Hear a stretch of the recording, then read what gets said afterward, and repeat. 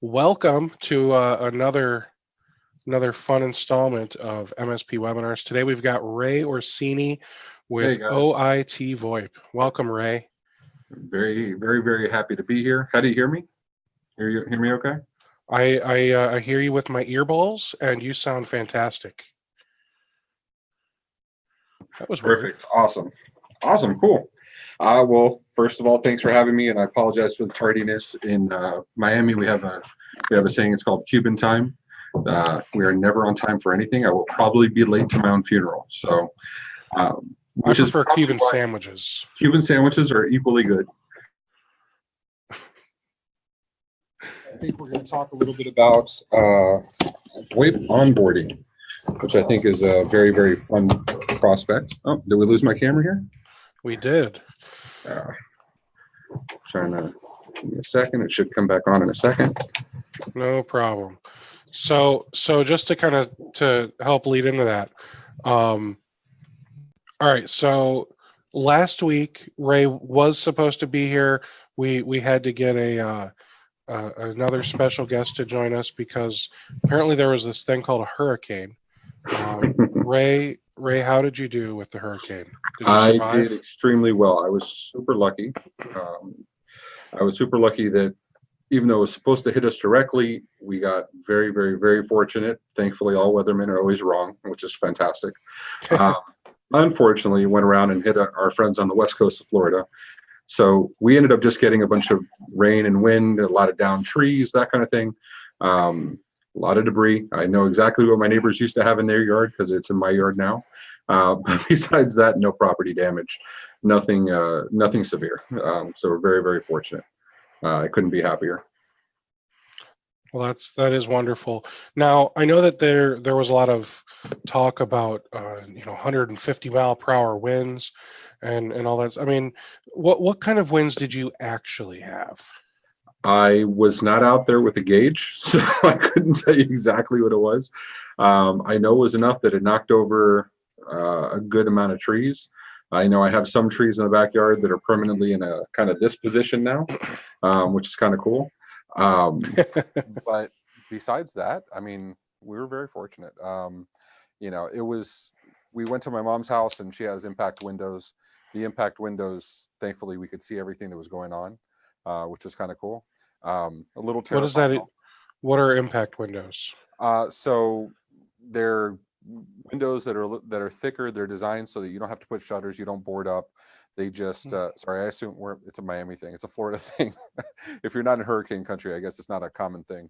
But they're specially designed windows so they can withstand the force of a hurricane, of a Cat 3 or Cat 4 storm. So she has this beautiful view of the lake, and I posted a few pictures up in Discord, and it was fun to watch during the hurricane. It was very interesting. That is that sounds frightening. I'm not gonna lie. Oh yeah. Hurricane windows. It sounds like if Microsoft started naming their products like Apple. All right, so so last week you were going to talk with us about selling VoIP, and I think you and I spoke, and George did a great job. Is there anything that you would like to touch on that maybe you feel like he just didn't get a chance to? I listened as best I could. Obviously, we were in preparation mode last week. Even though we didn't actually have any downtime, thankfully, I didn't want to risk not being able to attend the meeting. So, I did listen in. I everything he touched on, I think he said perfectly. As far as getting everything in advance, as far as how to qualify scenarios for good VoIP, bad VoIP, that kind of thing. I think he did an excellent job explaining it. Anybody who's been doing VoIP long term, George falls in this category like I do, like many of us out there do. It's not so much learning the technology to get the job done, it's learning the pitfalls that could come up. It's no different in IT. We all know that. Anybody can, check on Google, check on YouTube, do exactly what we do. The difference is we know the mistakes that could come up or the mistakes that could happen, and we address them in advance versus letting them cause downtime. That's just the benefit of experience. But I thought everything he said was perfect. I couldn't agree anymore. So it was very good. Wonderful. Well, with that said, I'm just going to let you kind of take it away. I'll turn off my camera and my microphone, Okay. and please educate us on what we should be doing to help do a smooth onboarding for a new VoIP customer. Awesome. So Thanks, Ray. absolutely. So let me bring up this SharePoint here. And pardon me, this first time I use Zoom as a presenter. I don't actually, we have our own product. So I'm not used to using Zoom, but it's a cool product. So a little bit about myself. I know you guys have seen me talk several times for the benefit of those who haven't. I'll just go real quick into who we are. OIT VoIP is a company we founded a few years ago. I've been doing voice engineering for the better part of 25 years, but this company, this iteration, Orsini IT, because I've owned several companies in the past, was founded in 2011. Personally, I have over 25 years in the industry. My specialty is doing networking, complex and distributed networking. The ISP stuff, the multi-continent stuff, the more complex, the better. I love it, which is why VoIP is so fun and exciting for me. If you have multiple locations, I'm your guy. I'm happy to help you out, get the job done. And we are based over in Miami Lakes, Florida, as we were talking about earlier. Even though we got a good bit of the storm, I'm very proud to say we had absolutely no downtime during Irma. And that's a little bit due to our platform, that we're in 3 different data centers across the country. And we're very serious about being proactive. But I'm very happy to say we didn't actually have any downtime, which was cool. For those of you that don't know me, I am the owner of Orsini IT. I'm Ray Orsini of Orsini IT. Like I said, 25 years in the industry. I have a lot of certifications, some relevant, some not, but I'm a big proponent in training. And I am 3CX certified. I do 3CX, I do Elastics, I do Isabel, which is a friend of mine is working on that project. Very happy. It's the next iteration of Elastics, the next evolution of it. I do 3CX when it makes sense on premise. I'm never going to knock that solution. There is a solution for everybody. 3CX definitely has its place, both on premise and hosted. And then just personally, if you're ever out in the Miami area, please come join me. We do paintball every single weekend. My daughter goes with me. My brother goes with me. We have a good group of people always out there having fun, shooting some stuff up. Great stress reliever, so we can start Monday nice and fresh. We do have partner programs. Not going to go too much into it because that's not the point here, but please reach out to me separately if you have any interest in any of them. We have internal use, we have a channel partner, and if you want to do this all on your own, we do have white label programs, so you can get to that. So the point of this webinar, onboarding, you've sold it, right? You did the value proposition, you talked to the customer, you identified how they would benefit from having VoIP. You did the hard part. You got them to put pen to paper or sign online. Fantastic. Now what do? Well, the customer wants to know they're going to have zero downtime. And the customer wants to know you're going to have a smooth and seamless transition into VoIP. Well, that's not a problem as long as you have a process like anything else. Doesn't matter if it's an Office 365 migration. It doesn't matter if it's a moving from one physical site to another physical site. You need to have some kind of process. Our process loosely follows these areas I have in front of you. And I'll go over them briefly. We're going to identify key personnel. We're going to do document collection. We're going to determine their call routing. And we're not going to just talk to them about, what they're doing, but also how we can improve, how we can make it a little better. Obviously, we grab recordings, we grab the call flow, that kind of thing, provision phones, deployment, all the things you'd think for 5 seconds about, what it is. These are things you do on your own. Like anything else, the devil's in the details. So how do you get this done? One of the key things about our process is we do it in this exact order. Everything is a set of building blocks. It's like Legos. You don't start at the top, you start at the bottom. If you don't know who your key personnel are, how are you going to get the call flow? How are you going to get the copy of the bills? If you don't have the phone numbers identified when you're doing the bill collection, how are you going to do your call routing? Each of these plays into the next one. But if there's one thing that is more important than anything else, it's communication. The last thing you want to do, this is not, I know in the MSP world, we're very much about, do things in the background, get things done, minimum downtime for the client, ideally minimal client involvement when we're solving problems. This is the absolute opposite. You want the client engaged. There's a certain amount of fear there saying, we're doing a big change. You may have this where in the back of your mind, oh, I can do this. This will take me 2 seconds. But you need to be very careful that, the customer doesn't have that level of familiarity. The customer doesn't have that level of comfort.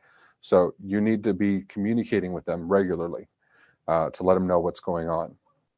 And that starts with document collection. That starts with, once you identify the people, you're going to start collecting documents. Well, each of these touch points, each of these bullet items, those are your opportunities to sit down and have a conversation with the client. Even if this is a state of affairs, this is what's pending, this is what we're going to get going forward.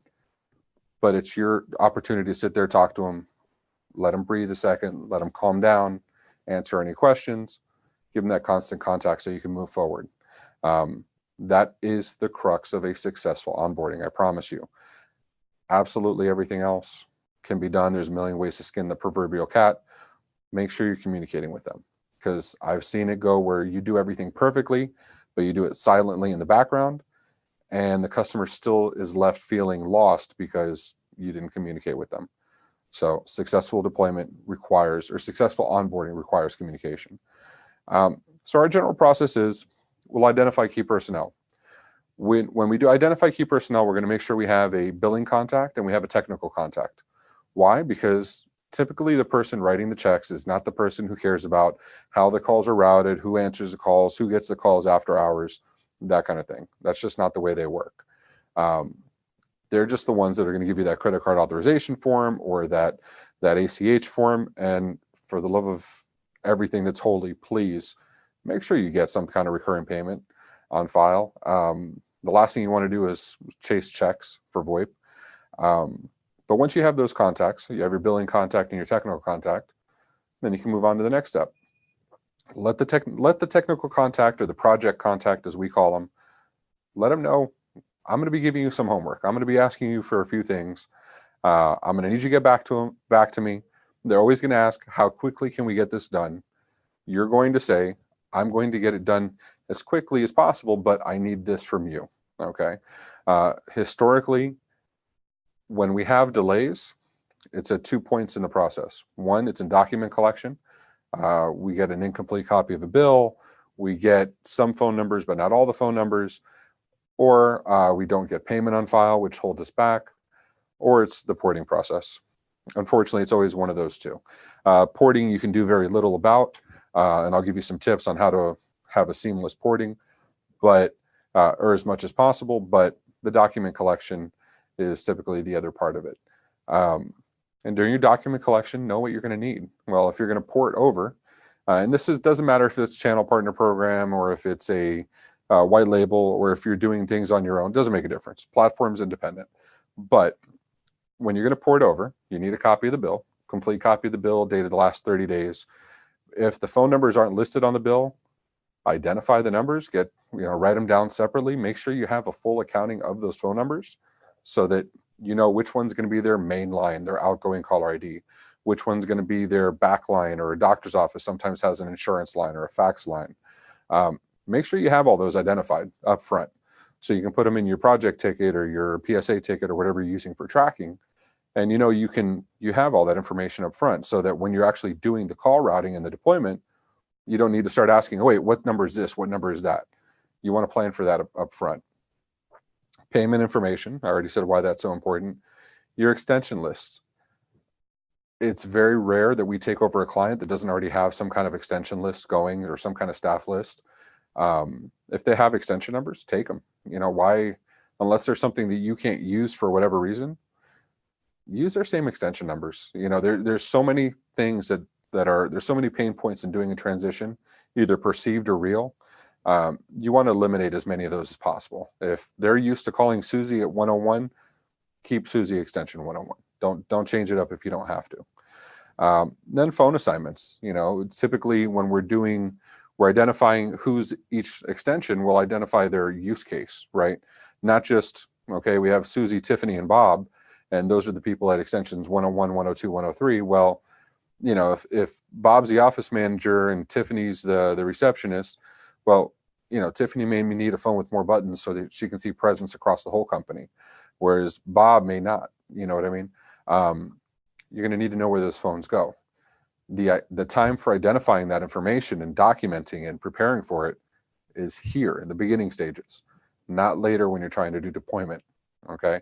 If you come after the fact and you say, okay, well, who's going to get this phone and who's going to get that phone? You're just going to look lost, and it's going to be more frustrating for the customer. Don't do it. And then that basically wraps up document collection. There's always some things here and there. You may want to identify, sometimes they'll have multiple providers, or, I don't leave it up to just getting copies of the bill. I'll grab their business cards. I'll ask a few people, hey, are there any numbers that could have been missed? Excuse me. Because it's not uncommon, especially when coming from analog. They may have 10 or 15 phone numbers for the 10 or 15 lines. They didn't realize it. It's pretty common. Also, that's your opportunity as well to say, okay, well, you have 15 phone numbers. Are you using the 15 phone numbers? Do you need the 15 phone numbers? It's not a cost thing. We typically prune as much as possible. We prune those unused numbers, not because of the cost added. DIDs don't cost all that much. It's because it becomes a management headache. It becomes cumbersome. I have a client that's only about 100 users. They have 400 phone numbers. They don't know what they use those phone numbers for. And you can say this about the smaller clients, 5 users, 10 users, and suddenly they have 40 or 50 numbers because they came from Windstream or from CBeyond. They used to give out DIDs like they were candy. My own office, we had 15 people in the office. We had 400 phone numbers. So, it's, use the opportunity to identify where you can improve and communicate that to the client, and maybe they'll like it.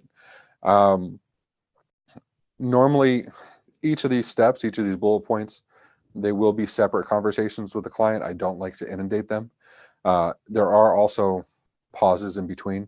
For example, once we have the document collection, that'll kick off our porting team. So the staff will go ahead and start creating the LOAs and the RESPorgs and submit them with copies of the bills, and start off that porting process. We know sometimes it can take up to 2 to 3 weeks, pretty typical. That's the time I use as my opportunity to check all the other stuff, the call routing, the IVRs, the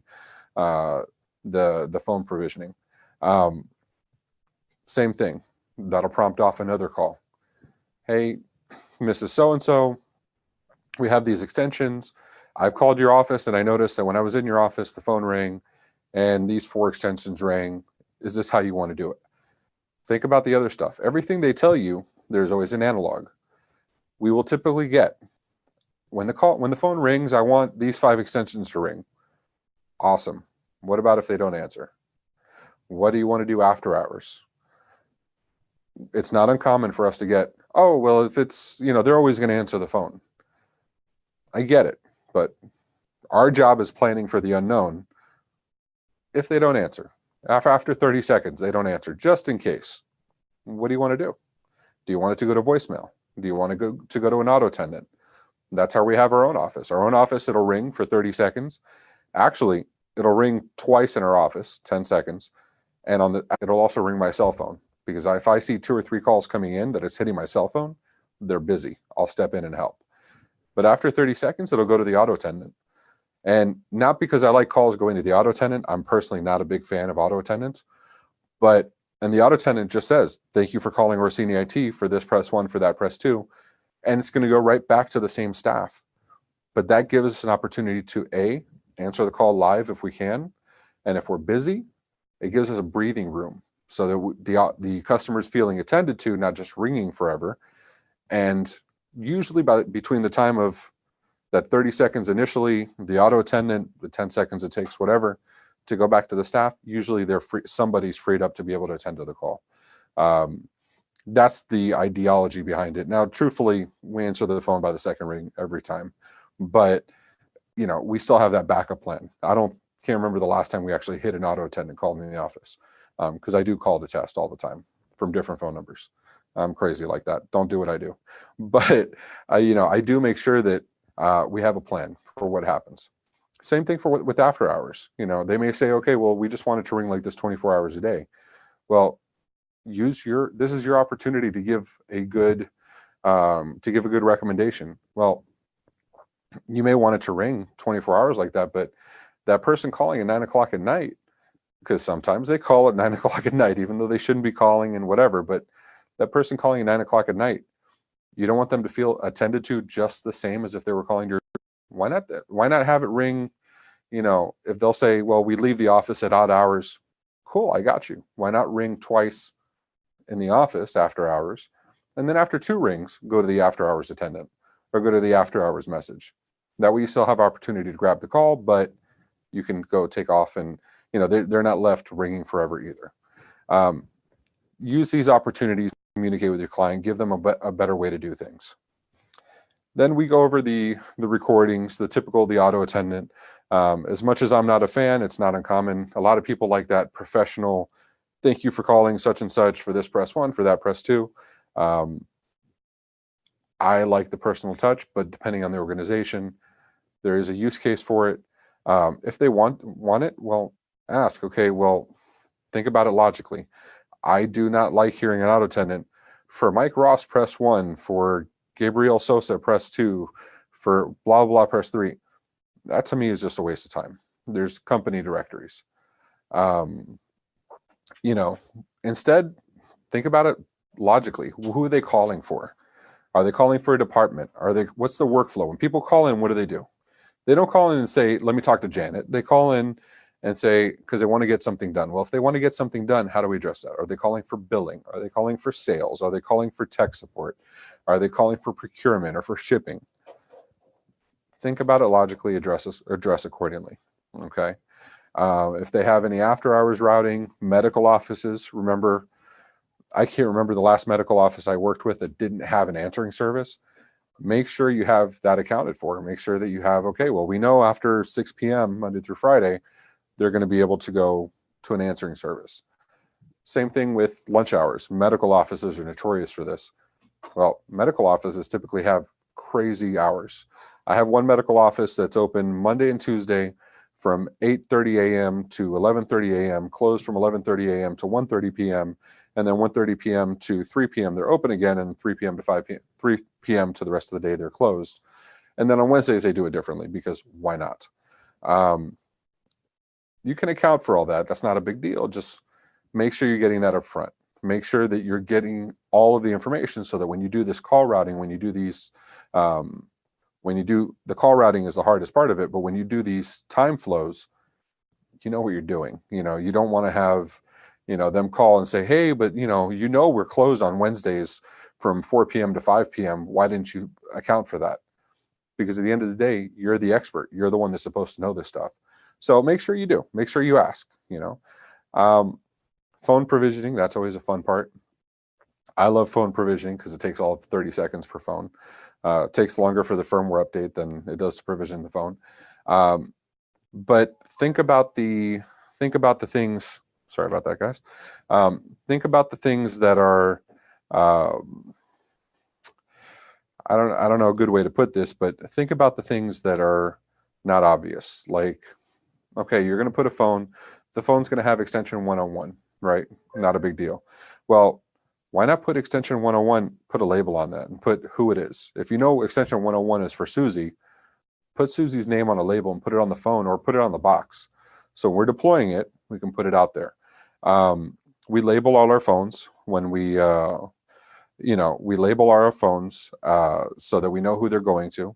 We label all our boxes so that we know what boxes they go back to. We put little booklets, little welcome booklets, just with a quick start guide. The things that they're going to call you and ask you about.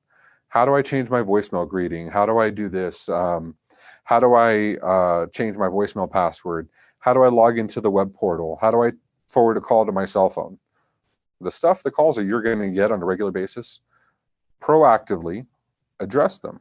And if you get them a lot, put them on paper, print it out, put it on a little, put it on cardboard stock or something a little nice, and and put it in the box. When you're deploying the phone, put it out there on the table for them. Make it easy. Now, we'd put all this stuff in the box because we ship boxes out. If it's not an MSP client, we'll ship the boxes out wherever they're in the country. They're pre-provisioned, and they plug them in and good to go. Okay, so, but we do all the testing in the office first. I do recommend pre-staging. With a lot of the systems out there now, like RPS and GAPS and the Polycom one, it's very easy to just buy from your distributor, whoever it happens to be, and just ship the phone out, and they'll plug it in, it'll do its redirection, you'll get your download. I don't like to do that personally. We ship them here, we provision here, we test here, we do upgrades here in the office if we have to, but we make sure that we have all of the information so that if there's we make sure we have all the information so that we can identify anything that could come up, like if it was a failed firmware upgrade or if the phone didn't provision properly. Maybe the phone is the wrong MAC address in the box. It happens every once in a while. We have that happen here. I want that to happen in my office. I don't want that to happen at the client. Then when we send them out, then now we're getting close to the D-Day, so to speak. We're getting close to the crucial time. That is when we ship it out, or when you're going to deploy on site, what's going to be the transition process? Because now we're at the point of what could cause downtime, right? So our normal process is we'll ship out phones, or we'll go deploy phones a few days in advance of the FOC, or the firm order commitment date, the porting date, as it's known, and we pre-install. We have a phone on the desk, their old phone. We connect their new phone. That way it gives us an opportunity to check there's connectivity. It's getting an IP address. You can make and receive calls with a temp DID so that we know those phones are working. We knew they worked at our office. We know they work at the customer's office. There's no issues. And we leave them live, side by side for the 2 or 3 days in advance of the porting. We do that on purpose so that it gives us an opportunity that if the losing carrier ports early, it's happened a couple times, more than I would like it to, that if they port early, the phone's already there, no problem. Just switch from one to the other, you're good to go. And B, it means that when the porting happens normally, the porting happens, I tell the client, the old phones will stop ringing, the new phones will start ringing. Disconnect your old phone. I've never met a customer incapable of unplugging their old phone. Sometimes they do it when they're not supposed to, but have them unplug their old phone and you move on. It's very, very simple. So that's normally how we push out the phones. If we're on site because it's an MSP client or something like that, or they've paid for a professional install, which we do sometimes. Normally we don't, but I do recommend to my channel partners and my white label partners, do a pro install, charge for it. They want that white glove service, go charge for it and do it. But most of my customers, we don't have to. We don't have the need. So, we do that, and then we use that opportunity to do our end user training. Hey, we have the booklet, but would you like to change your voicemail greeting now? Would you like to change your voicemail password now? Can I show you how to log in the web portal? Oh, you're gonna forward calls after hours? Let me show you how to log in and make that change for you. We do that, and then once that's all done, the most important part of everything, follow up. 5 days later, after the activation's done, give them a call. Hey, Susie, I just wanted to check in. I see the calls are going great. I see the call quality is great. Did you have any questions? Is there anything I can help you with? I promise you the answer will be yes. And even if the answer is no, they're going to appreciate you called and you cared. Don't be that sales guy that signed a deal and then disappeared. Everybody hates that. We hate that. We've all been there. Don't be that guy, or don't be that girl, depending on, I don't know who's in the audience. Make sure you follow up with them. Make sure they know that you care. Make sure they know how to get help if they need to. If they're on OAT VoIP, they dial 611. If they're on whatever other system, make sure, if you're on a system you provision yourself, a free PBX or a 3CX or something like that, put a speed dial button to your office. How hard is that to put a soft phone button on the screen so they can just press the button and dial your office immediately to get help? because what you do after deployment is just as important as what you did beforehand.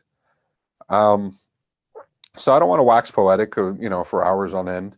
Onboarding is actually, maybe I look at it as a little easier than it should be, but we've just got it down to a science, so we're very, very good at it. It's second nature to us. More importantly, I want to make sure I answered any questions you guys might have. Sorry if I didn't talk as long as maybe I should have, but I know you guys have been out there, you've had pain points, you've had problems. What stuff have you guys come across that I can maybe help out with?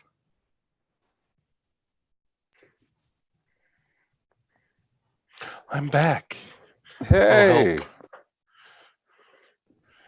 I answered 39 questions before you got here. Questions like, where is Ray? Is Ray real? I am not real. There's a Ray. I'm a figure. Hey, dude, I just realized, where's your bear? Oh. I don't think it's a Taylor IT webcast. There you go. There you go. So what kind of questions were you getting? Besides, where am I? Just ridiculous ones. Okay. What is a good starting point to charge for setting up the phones or the system or whatever for them? So we charge, when I recommend doing a pro install, we start at $250. Usually goes by the number of end users that you're going to do. We start at $250 for 10 users, because typically you're going to be out there about 2 hours plugging stuff in. You're going to be out there about 2 hours answering questions, whatever. So it's a little bit of a discount of our usual $300, but it's still worth it to go out there. If they're bigger, adjust accordingly. But yeah, we start right about $250. And with that said, $250 for up to 10 users. Mm-hmm. And is that to go on site and do things, or? That's to go on site. We don't charge for configuration. We don't charge for setup or porting or second Tuesday of the harvest moon. That's an OIT VoIP thing. We just don't do that. It's not. I want to make the barrier to entry as absolutely low as possible, and the reason is it's completely the flip of doing MSP. MSP, you have a lot of work on upfront, right? But you're getting a lot of payout. If you have a $1,500 minimum, and I'm charging an onboarding fee, I'm getting all that taken care of upfront for me because I'm charging 1 month and plus the monthly upfront. I'm getting a $3,000 check, so all that extra work is good. You're selling on value. When you do VoIP, even if you have a lot of value, you have a lot of features, the first thing they're going to look at is price. You're selling on price. So the last thing you want to do is say, I have a $1,500 onboarding fee for a $200 a month bill that you're saving $50 a month on.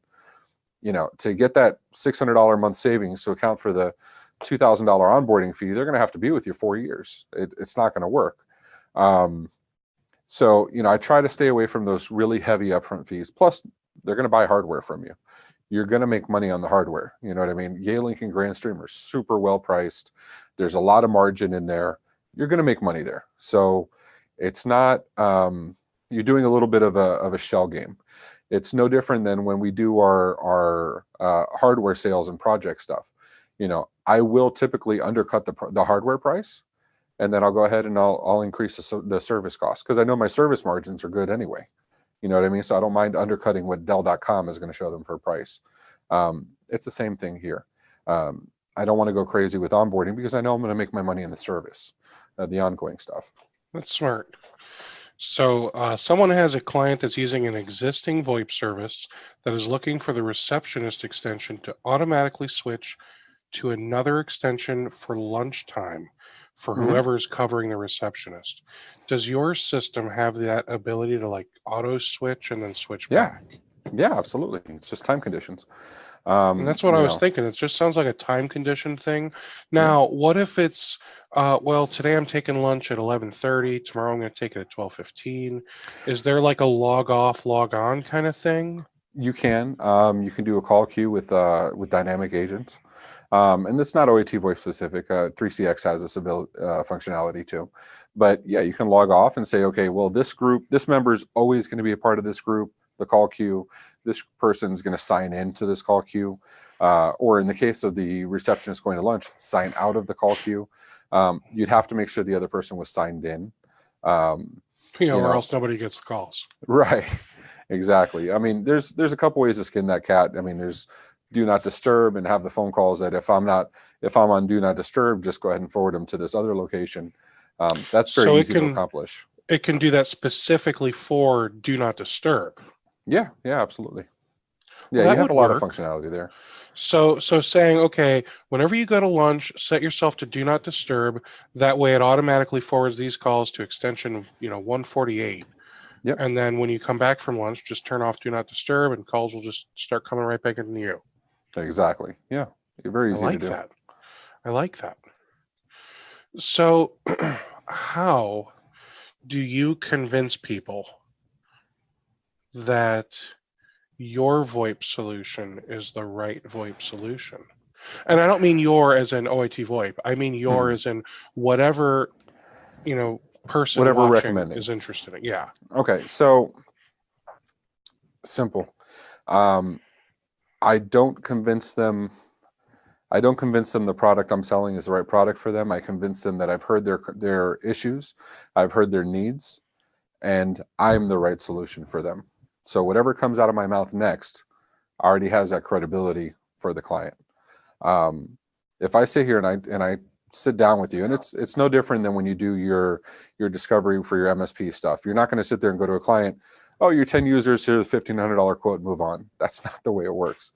You sit with the client, you say, tell me about your business. Tell me what you do. Talk to me. What's been the pain points?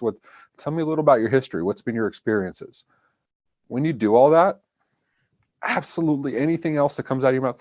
Look, Steve, I know your business. I know the way you operate. I know having this reachability and having this audience is really important to you. I think we should do 2 soup cans with some string. I think that'll be the right option for you. If you've done the first half right, I promise you they'll buy the 2 soup cans.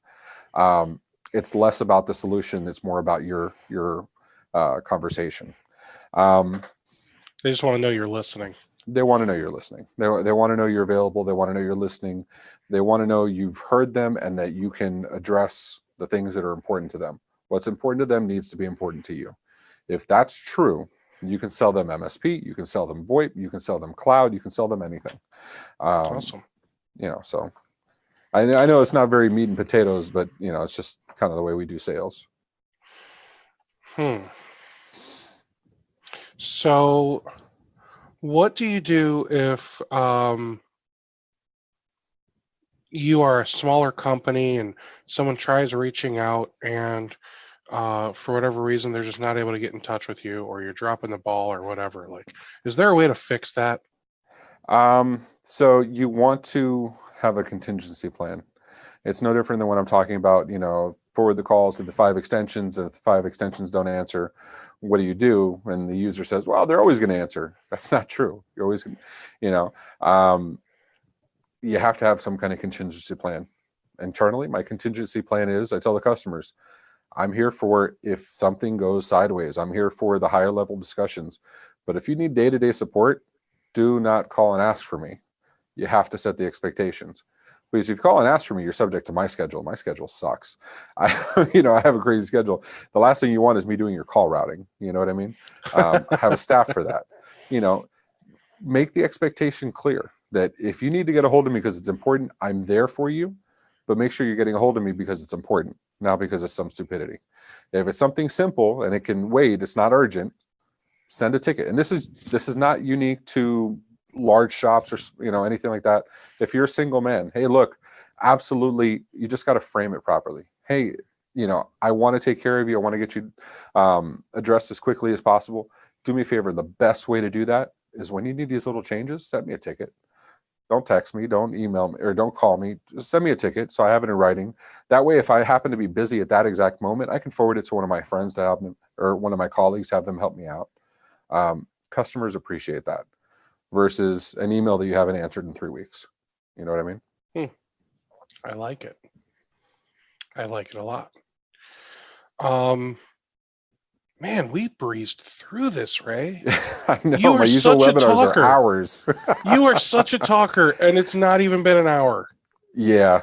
Yeah, I know. I feel weird. It's usually I sit there and wax poetic and we're on these things for like 2 or 3 hours, but onboarding is just, I don't want to say it's easy for us. There's a lot of details that we go through.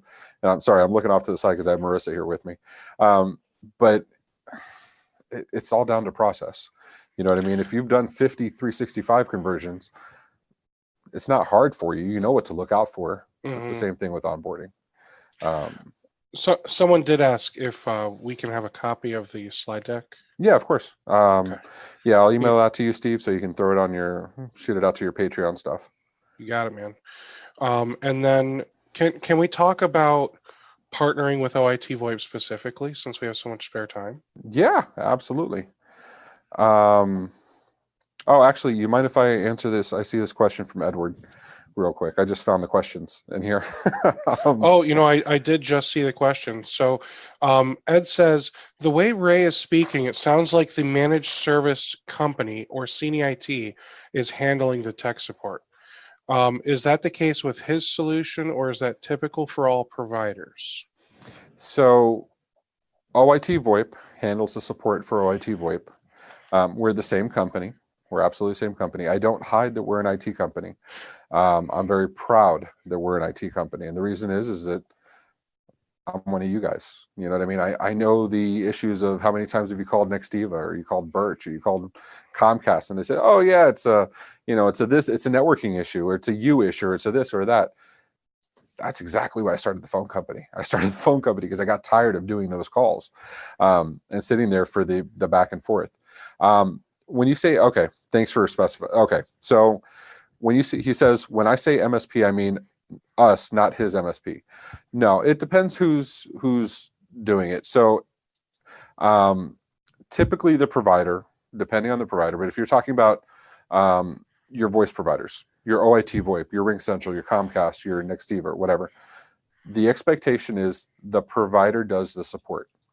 If they call and say, my phone's not ringing, or my phone says disconnected or not registered or whatever, the expectation is that that provider's doing the end user support. That's no different from us. Now, with that said, there are certain providers that cater to MSPs into the channel. Like with us, my expectation is when we sign a deal, I know we're doing all the support, period. That's the expectation. The reality is sometimes when you as the MSP, you have that relationship with your customer, you're more comfortable being the go-between. It is the only time I break my golden rule of we only take tickets from the end user, from the person experiencing the problem. But sometimes the MSP wants to be in the middle and they want to have that communication. You have to respect that. If you're in the channel partner model, you have to do that. So it's not uncommon. We have plenty of, especially with the ease of management with a lot of these hosted systems, 3CX, 3PBX, OIT VoIP, it's not uncommon for the MSP to want to do the changes themselves. I have no issues with that. In that case, we just sit back in a support role. It doesn't change pricing at all. Doesn't change anything else. It's just, we make sure we're here to support you. Whoever the you may be, could be the end user, could be the MSP. Does that answer your question, Edward?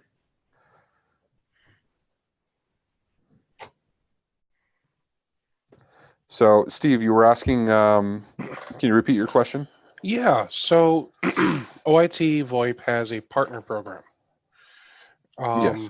Can you tell everyone more about the partner program, how it works, why they may want to sign up, so on and so forth? Does it hurt when I pee? Jesus. Okay. Yeah, we got some weird questions. I didn't answer them all. Okay. Like that one. Yeah, seriously. Not even sure. So, whatchamacallit? Yeah, we do have channel partner program. We do have partner programs.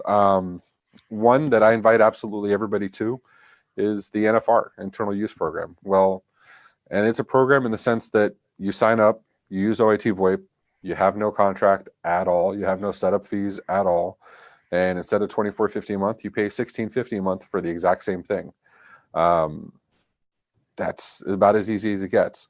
I do it that way because, and there's no expectation of sales, there's no expectation of, the amount of appointments you set or any of the other nonsense.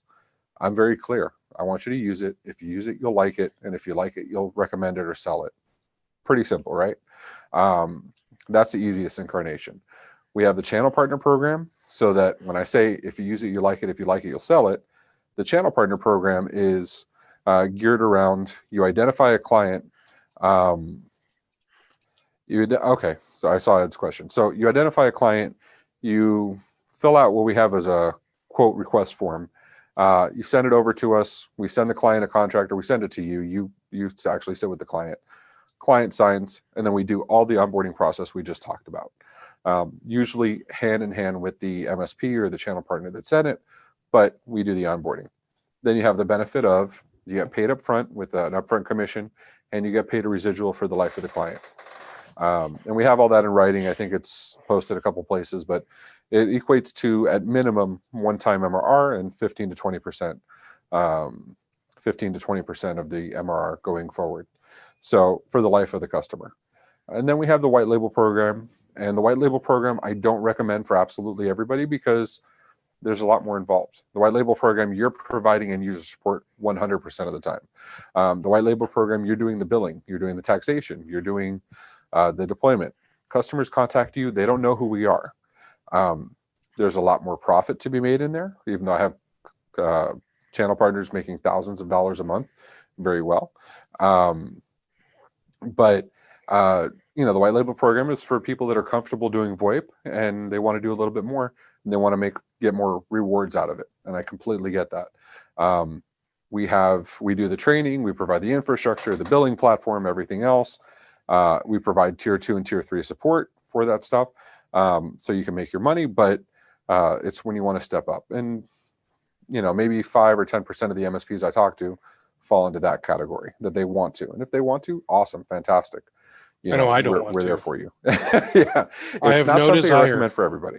And the reason I don't want to is because, correct me if I'm wrong, but we're responsible for calculating, collecting, and submitting all of the taxes and fees to the various agencies. You absolutely are. Now, I do give you the benefit of what I didn't have. When I came up through this, I did this in the same evolution that most other people do.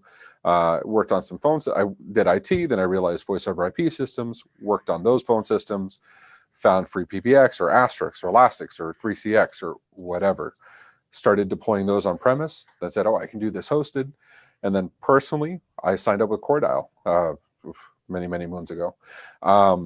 Signed up with CoreDial and had bad experiences with them and realized I didn't really enjoy the experience, but decided to go off and do my own. But I went through that evolution. A lot of people that sell VoIP today are at some stage in that, from I can do it on-prem, I can do it hosted, sign up with a white label partner. They're at somewhere in the middle. Now, when you're in the white label partner, yes, you do the taxation, you do the calculation, you do the remittances, you do the filings, 499 filings. Those are not fun. The benefit you have that I didn't have is when I signed with CoreDial, they said, hey, you have to do stuff, go do it. And that was it. They gave me a PBX, yay, thanks. We do it a little different. I have the resources. I provide the attorneys to do your filings. That'll guide you through, that'll do it cheaply. They're really good attorneys. They'll do your contracts if you want. They'll even do your remittances if you want. I provide a billing platform that's integrated with SureTax. Oh, what happened to that question? I thought you answered it. Oh, no, I know Ed updated. I didn't get Ed. If you could copy and paste the question again, I'd appreciate it. You can just go to the answered. Oh, okay. And scroll all the way to the bottom. Okay. Sorry. No worries. So, we provide the platform for all that. We integrate with SureTax already. We provide that as part of the billing system. So it's doing your tax calculations for you. It does the billing. It does the collections. If you have set with IPPay or Authorize.net, if you're not, we can get you set up with them. I give you my distributors, so you know who to contact for different things. We get you set up with everything. Every piece of the puzzle we get you set up with, so you can do white label properly, so you're not left hanging. You still got a lot of work to do, but we make it as easy as possible.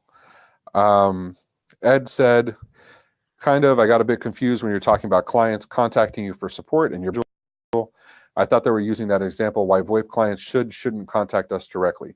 Oh, no, what I meant was, Ray has staff. Yeah, I have staff. And Ray's the owner. And if you have a piddly request, just call the support line and talk to one of Ray's minions. The minions are very, very good. I'm not saying they're bad. Awesome. No, they're fantastic. They're awesome. That's why they work for me, or I work for them, depending on how's it going. Depending on the day, right? Yeah, but yeah, that. Now, also, keep in mind, I keep myself available for the bigger stuff, so that when stuff does go sideways, I can step in and help. Because I'm not that kind of person of, oh, this is too small for me to do. That's stupid. I don't do things that way. And I like to keep myself available for fun stuff like this and talking to channel partners and helping people make money. That's what I enjoy doing. So, see, we got another open question here. Any recent new features or upcoming features that make you say, that's a neat feature? Okay. I've got some feature requests. I bet you do. So why don't you give me the feature request and I'll tell you if they're coming or not. SMS texting is available today, which is kind of one of the cool ones. Thank you for the softball. SMS texting is something I fought tooth and nail with Steve over and over again. I said, I hate SMS. I think it has no place in business for an MSP. I can see it for sales and marketing. I don't see the point of having customers text me. With that said, Steve won. We have SMS texting today. We will add MMS texting, MMS as well. SMS is technically a beta feature of our soft phone apps, but it works. It absolutely works today. It always surprises me the texts I get from clients, because to this moment, I've never had a conversation with the client saying, text our office number, if you need to. That's not how I like to get support requests. We still get messages from clients. It's very weird. So, I get it. It's a good thing. What else you got, Steve? ConnectWise integration. ConnectWise integration, absolutely. I don't mean to auto task it, but it absolutely is coming. That just happened. That just happened, folks. I got to give a little dig. I used to be an Autotask user, so but I am a little biased toward ConnectWise. Absolutely, you use it. I use it. It's my everyday PSA. So ConnectWise integration coming first. You can make calls today from ConnectWise using SIP-TAPI. That's on our docs site, or the VoIP University. You can do stuff. Also, we have a Chrome plugin today to make calls out. But we're going to get a little nicer integration as far as like call pop-ups and record keeping and tracking and opening tickets based on the caller ID. That absolutely is coming. I shouldn't say it, but it is coming before the end of this year. So you just jinxed it, man. Yeah, I know. You heard it here first, folks. It'll be out by January 2019. January 2019. It'll be out when the West Coast gets 2017.1. All right. It'll No, you be careful. That could be in 2 weeks. It could be. I'm not worried. It's scheduled for installation, I believe, 11 days from today. Okay. On the 25th. They're going to do it just before Autotask Live? No, they're going to do it a week after Autotask Live. That's brave. They're installing it over a year after it was announced. Wow. That's pretty impressive. Terrible. That's well, we're on ConnectWise is slow too. We're on 2017.5 or .6. Rub it in that you're only on 5 or 6. Oh, so that's right. One of the reasons I did switch. I like the very fast development schedule of ConnectWise. So what about if we wanted to use a third-party company's plugins like for ConnectWise or Autotask? So George from VOIP did mention that his plugins will work with NetSapiens, which is our underlying platform. I haven't had that conversation with him in depth. He's a smart guy. He thinks that it will. So, I have to trust him on that. We just haven't gone down that rabbit hole. We do work with a company called Tenfold that has maybe 500 or 600 integrations with different platforms, including NetSapiens and ConnectWise and Autotask. I believe George uses Tenfold for some stuff as well. So that integration's there to tie in things. The things that's happening in the short term is we have integration with Tenfold. I want to get integrations with Zapier. That is the next one. So that the things I haven't thought of, you can do yourself. And then the idea is that we'll see how clients are. Hey Ben, good to see you, man. The things that are being used most frequently with Zapier and whatever else, those things we're going to build out more fully, right? So that, because the truth of the matter is, as much as I would love to, we don't have the bandwidth to say develop an integration with, like Repair Shopper, right? We don't have the bandwidth to do that in concert as we're developing ConnectWise and AutoTask and everything else. But I don't want to leave the people that are on Atera or Altera or Komodo One or whatever else. I don't want to leave them out in the cold. So my Atera belief does is, have a really great Zapier integration. and that's kind of the point. I want to make sure that, I think the best way to approach that is we will absolutely do ConnectWise first, and then the next target will be AutoTask. But before those two, I want to flesh out Zapier, because if I can do Zapier and I can do if this and that, then that opens up a lot of things that you can use in the interim until I get those more fully fleshed out integrations going. Yes, Repair Shopper will happen. I'm not going to lie and say it'll happen this year. It may not even happen next year. Just because development cycle, we don't only have so much bandwidth we can do. So, what would it take, assuming the planets align and you can make it happen? I know the pricing for the VoIP AutoTask integration, and the minimum is like a pack of 5. Mm-hmm. So, what would it take for you to get that pack and install it for maybe a couple different MSPs to utilize that are on your system? Besides us reimbursing you for this, probably just having a longer conversation with George. He says it can be done. I will say this: I'm positive he's going to IT Nation. I am going to IT Nation. I don't know if he's going to AutoTask Live. If he's going to AutoTask Live, it's in my backyard. So he is going to AutoTask Live. Okay. And he's also hosting a big event. I saw that it was publicly announced, so I'll happily announce it. VoIP is one of the sponsors for a yacht party on Monday night. Nice. So that's pretty awesome. So for those of you that are interested, check out the AutoTask Community Live Facebook group to get your invitation for that event and some of the other vendor hosted, sponsored, whatever events that are happening over the next week or so. Ray, I'll be in Hollywood, so is there any chance of you and I get together? We will absolutely get together.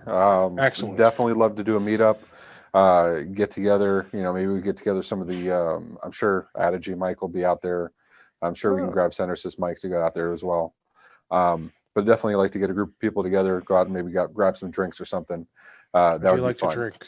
Yeah, mostly water. Yeah, well, lightweight. Just water. Water's good. And a dad. Maybe it's water. Yeah. I don't know what it's like to drink anymore, Ray. Yeah, being a dad will take that away from you. Yes. But yeah, I will say this. I will have the conversation with George, and I absolutely will get an answer within the next 2 weeks as to is it feasible or is it not. When is IT Nation for LabTech ConnectWise? I think IT Nation is what, October? Marissa? Okay. Yeah, November. Oh, it's November. She's crying because she doesn't get to go with me this year. She went to she went to the LabTech one, Automation Nation, but she can't go to IT Nation. So, I forgot they had 2 different ones. Yeah. Automation Nation's nice. IT Nation's a lot bigger. It's massive, but it's cool. Okay, so we talked about Zapier. Slack. Did we talk about Slack integration? Slack's available today. Okay. You can make calls. You can transfer calls. We're going to build out SMS into there. You can check your voicemails with links to the actual recordings from the voicemails, which is kind of neat. Yeah, that's available today. I will want to get some information about that because I might actually be inclined to use Slack if I had your phone system in it. Yep. I And literally, then the only reason I don't use Slack today is because it's really lonely talking to myself in Slack. yeah. Well, you can actually add some bots in Slack and then just talk to the bots, and then you're good. That's lonely and weird. They made a movie about it. There was a Spike Lee movie about it. What are you talking about, man? Are Was you that her? serious? Yeah, her. Huh. The guy talked to an AI. I'll have to look into this. Yeah, he falls in love You with know, like an AI bot or something like that, like Siri, basically. huh. Yeah, I didn't watch it. It felt too weird watching it. But Siri is a nice lady. is she? Yeah. Yes, very classy. Very classy. So She told me earlier today if she could blush, she would. nice. I told her Well, to. Alexa has very nice things to say about Siri, so that's good. Really? And then we have, thanks to Jindus, Who? thanks to What? Joey, Bless you. Jindus from Reddit and Slack and Discord. I mean, he extended his CW Slack integration, and now you can actually use the CW Slack integration in concert with OIT VoIP and our Slack plugin, so that you can actually call ticket contacts from the Slack integration. Okay, that's So cool. yeah, it's pretty badass. I like it. We need to get Dominic working on that AT Slack integration Absolutely. and get the Yeah. two of those working together. Dom actually has my API documentation. He's working on some little secret projects for me. So I can't talk about them right now. But he does have the API documentation and he's working on some stuff. So if he could do the AT Slack, if he had the time to do it, absolutely. I don't want to throw him under the bus. I know he has a million things going on. You know, we could just put one more thing on his plate. Yeah. It's not a big deal. I mean, then again, it's Autotask, so whatever. I don't care. But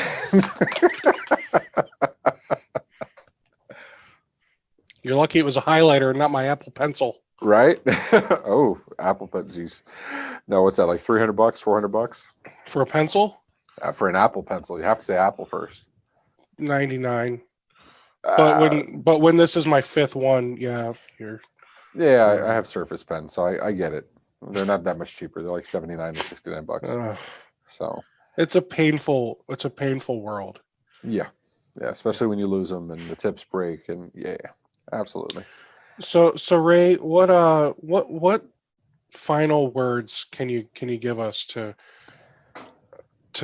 make us go out and sell a boatload of phones? Motivate us. So money. That's the easiest. That's the best motivator I can give. We're all fans of recurring revenue. That's why we're in the MSP game. Mm-hmm. I don't think anybody would argue that recurring revenue is not a fantastic thing. Everybody has phones. Unlike IT, where IT, the challenge is showing your value and having them understand, the return on investment and, why they're better off doing an MSP with you than, doing break fix. In MSP world, everybody and their mother has somebody that knows something about IT, right? Everybody's Googled, everybody's whatever. VoIP doesn't have that. There's only so many voice companies. I know to us, it seems like there's thousands and thousands of voice companies. To the end users, they don't see that. They see the big boys. They see Comcast, RingCentral, Vonage, AT&T, Birch. They don't see the Nextiva 8x8, Jive, Nexigi. They don't see those. So, you have a much lower barrier to entry. It's an easier conversation. Walk into any business. If you see a phone, have a conversation. If that phone used to be beige and now it's yellowish, have the conversation. If you had a hurricane come by, go check in and say, hey, look, we were just, checking on things. Luckily, we never went down. How did you guys do? Did Comcast go down on you? But what was your failover strategy? Prompt a conversation. If they're running some Samsung IDCS from 2005, 2007, have the conversation with them. But the point is, it's so easy to start having that conversation. It's so easy to sell. There's no reason you shouldn't do it to supplement your money. It's no different than the master agent relationships. I work with TCG, but we've all had those master agent relationships with Sandler or, CSG or any of the other guys. It's great recurring money for very little effort up front. The customer does get a fantastic solution if they're doing VoIP. You know, it's not like you're taking advantage of them. You're giving them, they're better for having the conversation. Go do it. Go make the money. And if you have any questions whatsoever, call me. You know, I'm happy to help you out. Well, I think we've answered plenty of questions today. 48, half of them worthless. That's what happens when you show up 3 minutes late to a webinar, Ray. I know. Chaos ensues. Yeah. See, you know what happened? It's your fault, Steve. You told me 1 o'clock. You should have told me 12:30, and then I would have been here on time. Almost. Yeah. Thanks so much for coming, Ray. I do appreciate it. I am super, super glad that you didn't have any major outages or anything with Irma, and I look forward to seeing you in the next few days. Absolutely. We have a bunch of stuff coming up. We have Centersis and I will be doing one in the next coming weeks. We're doing another one with Epicor. If anybody does lumber, I believe we're doing September 22nd. I have to check, but hopefully I will be doing another Taylor webinar shortly. So good to see you guys, and go make some money. Talk to you soon. Thanks, Ray. And just because I've got to throw out my plug, I just want to say, for those of you that enjoyed today's webinar, please, take a moment, go to mspwebinars.com, check out all the other webinars and other content that we have there. If you like what you see, I'm not asking for sponsors from the big vendors in the area. I want this to be driven by the channel, by you guys. So if you like what you see, please find it in yourselves to donate a few bucks a month. That's there's no minimum, there's no maximum, but I've got tons of people donating $1 a month, and that's totally awesome. And it's really helpful, and it helps me keep these things going. So thanks so much for coming. And next week we have Scan Circle. Next week we have Scan Circle, and that one's going to be super awesome. We're going to talk about how you can put this really cool little plugin on your website, have people scan their computers and look for issues, and then you can pitch them, hey, if you had my managed services plan, you wouldn't have had any of these issues. And then in 2 weeks, we have Mark coming and talking to us about Kaseya Tech Chat. And that one's going to be pretty exciting. I've always been intrigued by Kaseya because of how powerful it seems to be, but the couple times I've looked at it, the interface just never lets me take control over that power. So he's going to show us some pretty cool things. Thanks so much, everyone, and I will see you all soon. Take care.